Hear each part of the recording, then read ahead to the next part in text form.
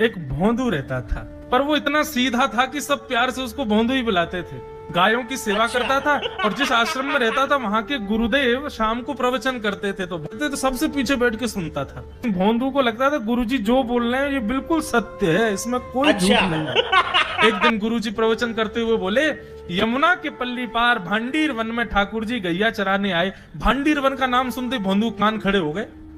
बोले भांडीर वन तो मैं जाता हूँ गैया लेके, मुझे तो कभी मिले नहीं वहां पे। अरे मुंह में ही कमी होगी, मुंह में ही सामर्थ्य नहीं होगी उनको देखवे कि मैं ही नहीं देख पाए होंगे, वो तो आते होंगे वहां पे, मुझे ना दिखे होंगे।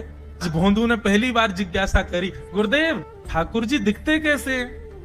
तो गुरुदेव भी हंस गया, अच्छा भोंदू पूछ रहा है, बैठ जाओ बताते हैं। मोर मुकुट पहनते हैं ठाकुर जी, और बोले दो कान हैं लेकिन कुंडल एक ही पहनते हैं। ठाकुर जी ऐसे पुष्प तोड़ के कान के ऊपर लगा लेते हैं, दोनों कानों में एक ही कुंडल को फेर फेर के पहनते। ठाकुर जी पीली पीताम्बरी, जैसे ठाकुर जी पीली पहनते, पीली पीताम्बरी। माला कैसी पहनते हैं? ठाकुर जी ऐसी पहनते हैं पूरी पैरों तक जाए। ये देखो गुरु जी कह रहे हैं तो निश्चित है भंडीर वन में आते हैं ठाकुर जी। भोंदू अपनी गैया लेकर के भंडीर वन पहुंच गया।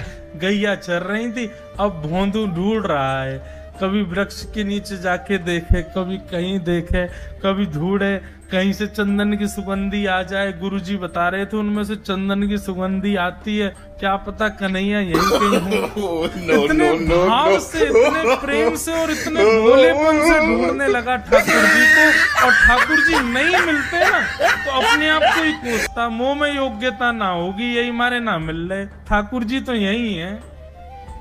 गुरु जी की बात गलत नहीं है, ठाकुर जी तो यही है।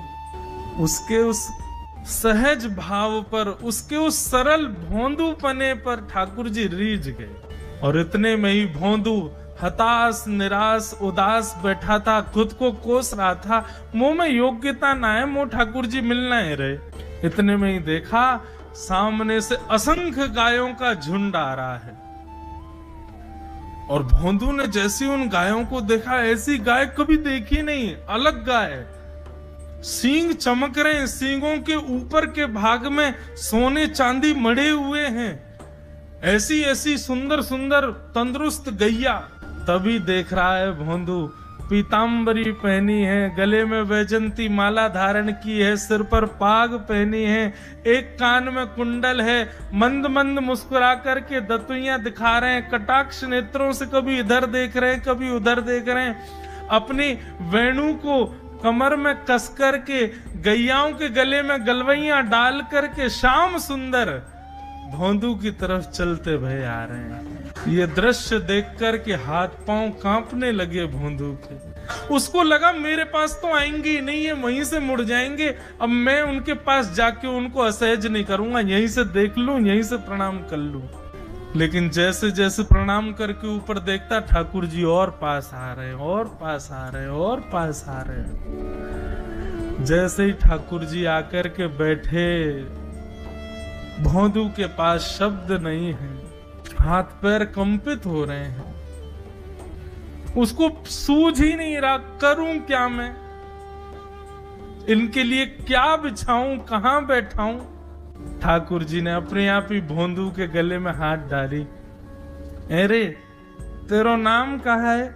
जैसे ही ठाकुर जी ने नाम पूछा, भोंदू अपना ही नाम भूल गया, बोले मुझे याद ही नहीं मेरा नाम क्या है, पर प्रेम से सब लोग मुझे भोंदू बुलाते हैं। अब तो भोंदू नाम सुनते ही ठाकुर जी ताली दे दे के हंसने लगे, तेरा नाम भोंदू है? बोले हाँ मेरा नाम भोंदू है। और ठाकुर जी आपको अच्छा लगो? बोले हाँ बहुत अच्छा लगो। आपको नाम कहा है? ठाकुर जी बोले तुम वो ना जाने? बोले जानू तो ना हूं, लेकिन गुरुजी ने जैसो रूप बताया वैसो ये आपको, तो आप कहीं नंद नंदन तो नहीं हो? ठाकुर जी बोले हाँ मैं नंद नंदन नहीं हूँ, यशोदा जी को लाला, नंद जी को लाला। भोंदू बोलो जय हो भगवान, आज आपके दर्शन है गए। गुरु जी और सब बालकन को तो आप शायद रोज ही मिलते होंगे, लेकिन मैं ही अभागो, मुँह को आप आज ही मिले हो। ठाकुर जी बोले अब चल बात मत बनावे, जल्दी कछु खवा, मुँह को भूख लग रही है। भोंदू एक कपड़े में रोटी बांध के उसमें मिर्च और गुड़ रख करके लेके गया। 2 रोटी थी। भोंदू ने जैसे खोली, एक रोटी ठाकुर जी के सामने धर दी, एक अपने पास रख ले, बोले मैं भी तो खाऊंगा। ठाकुर जी ने बढ़िया रोटी ऐसे घुमाई और प्रेम से गुड़ खामे और रोटी पान लगे प्रेम से, और ठाकुर जी तो चप चप करके नेक देर में पा गए। भोंदू तो भूल ही गयो, मुँह खानो भी, और ठाकुर जी को ही देख रहा है। ठाकुर जी बोले और जोर की भूख लगी है, ला अपनी रोटी दे दे। भोंदू बोलो मुँह को भी भूख लगी है। बोले अच्छा चल आधी आधी खा ले, या मैं आधी तू खा ले आधी मैं खा लूं, दोनों खा लिए। कल तो नेक्स्ट से ज्यादा सी रोटी ले आइयो, भूख ज्यादा लगे, और सुन यही समय आइयो, मिलूंगा कल भी तोते। ठाकुर जी अपने मार्ग पर चले गए। भोंदू इतना प्रसन्न है, बोले आज मुझको ठाकुर जी मिल गए। गुरुदेव के प्रवचन का समय हो गया, भोंदू पीछे जाके बैठ गया।